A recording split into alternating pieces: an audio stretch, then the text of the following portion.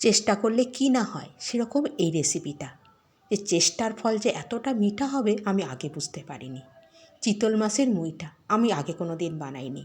এটা আমি দেখেছি, দেখে নিজের মতো করে বানিয়ে আনার চেষ্টা করেছি, কিন্তু সাফল্য যে এতটা আসবে আমি বুঝতে পারিনি। সত্যি খুব ভালো হয়েছিল। কিন্তু এই যে মাছের থেকে যে শাঁসটা নেওয়াটা, এটা খুব টাফ ছিল আমার কাছে।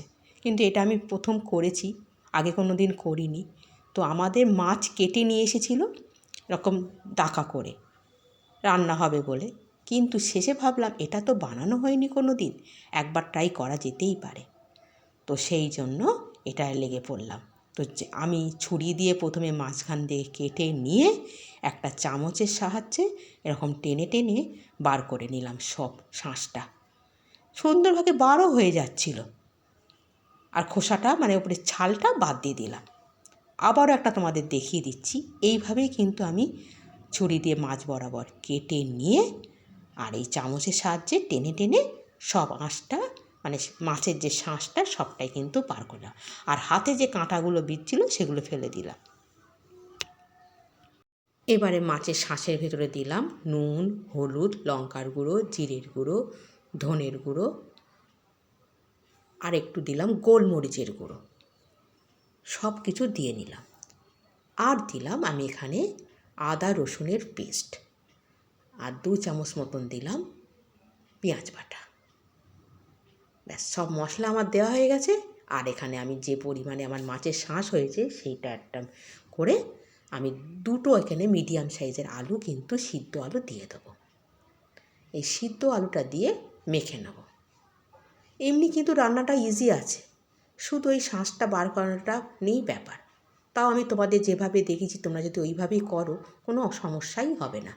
এবার সব মাখা হয়ে গেলে হাতে একটু তেল লাগিয়ে নিলে, তেল লাগিয়ে নিয়েছি যাতে আমার হাতটা একদম কিন্তু লাগছিল না। অনায়াসে দেখো এরকম করে চেপে চেপে একটা মুইঠা রাখার শেপ দিয়ে নিয়েছি। ব্যাস, এরকম করে একটা একটা করে কিন্তু গড়িয়ে নিয়েছিলাম। আমার এখানে অনেকগুলোই হয়েছে, বেশ অনেকটা। ব্যাস, এইবারে ফুটন্ত জলে দিয়ে দাও। দেখলেই বুঝতে পারবে বেশ একটু ভেসে ওঠা মতন হবে। তলা দিয়ে একটা খুন্তি চালিয়ে দেখে নিলাম যে হয়ে গেছে। এবারে সব গ্যাসটা অফ করে নামিয়ে নেওয়ার পালা। আমি সব কিছু একটা পাত্রে নামিয়ে নিচ্ছি। কি সুন্দর হয়েছে, বেশ শক্ত হয়ে গেছে, দারুণ হয়েছে। দেখো এভাবে আমি সব প্লেটে নামিয়ে নিচ্ছি।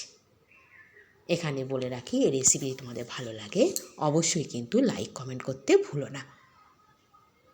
একটা লাইক কিন্তু আমার খুব রান্নায় সাহায্য করে পরবর্তী রান্না দেওয়ার জন্য। তো রান্না আমি সর্ষের তেলের করব, বেশ একটু পরিমাণে বেশি করেই সর্ষের তেল দিতে হবে, এখানে এতগুলো সব কিছু ভাজবো তো, তাই সব কিছু দিয়ে নিয়েছি। অনেক এই ভাজাটা কিন্তু খুব কড়া করেই ভাজতে হবে, বেশ লাল লাল করে একদম। দেখো আমি যেভাবে ভাজছি দেখে নাও, একদম লাল লাল করে, যাতে সন্ধেবেলা একটু চায়ের সাথেও কিন্তু একটা দুটো রেখে দিও। আমি রেখে দিয়েছিলাম, যাতে খেতে কিন্তু খুব সুস্বাদু হয়েছিল, খুব ভালো লেগেছিল। আর বাকিটা আমি তরকারি করেছি। ব্যাস, এইভাবে কিন্তু সবগুলো ভেজে ভেজে নামিয়ে নেব। আর এত সুন্দর সুগন্ধ বার হচ্ছিল, আমার ছেলে এসে তো তাড়াতাড়ি বলছে, মা একটা দাও তো, এখনই খেয়ে দেখি। তো ওকেও দিলাম, ও খেয়ে বললো লবণ সব কিছু টেস্ট হয়েছে মা, খেতে সব স্বাদ হয়েছে। ব্যাস, পরে আরও যেগুলো ছিল সেগুলো দিয়ে দিলাম। এইভাবে লাল লাল করে ভেজে আমি সব নামিয়ে নিয়েছি।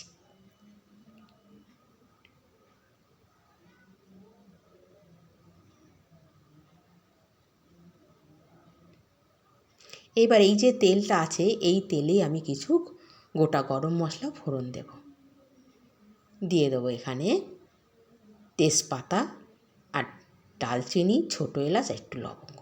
লবঙ্গর পরিমাণটা একটু কমই দেবো। ব্যাস, যেই ফোড়নটা থেকে একটা সুগন্ধ বার হবে দিয়ে দেবো পেঁয়াজ বাটা। এখানে আমার 2টো বেশ বড় বড় সাইজের পেঁয়াজ কিন্তু আমি একটু বেটে দিয়েছি, কারণ আমার যে পরিমাণে হয়েছে বেশ অনেকটাই হয়েছে তোমরা দেখলে, সেই জন্য আমি একটু বড় বড় 2টো সাইজের পেঁয়াজ বেটে দিয়েছি। আর 2 চামচ মতন আদা রসুনের পেস্ট, সেটা একটু ভালো করে কষিয়ে নেবো কাঁচা গন্ধ চলে যাওয়া পর্যন্ত। কেন আদা রসুনের কাঁচা গন্ধটা কিন্তু তরকারির সাথে একদম ভালো লাগে না। তাই সব সময় চেষ্টা করবে কাঁচা গন্ধটা যাতে একদম চলে যায় সেই পর্যন্ত কষানোটা সব সময় তরকারিতে ভালো করে কষাতে হয়, তবেই তো রান্নার স্বাদ। এটা আমি তোমাদের বারবার কিন্তু বলে থাকি।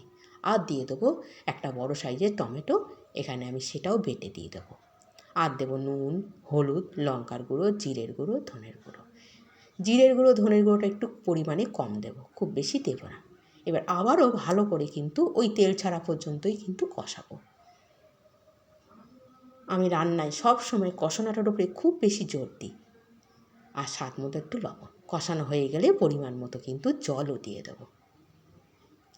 ব্যাস, জলটা যেই ফুটে উঠবে এইবার এই ভেজে রাখা মাছের কোপ্তাগুলো দিয়ে দেবো।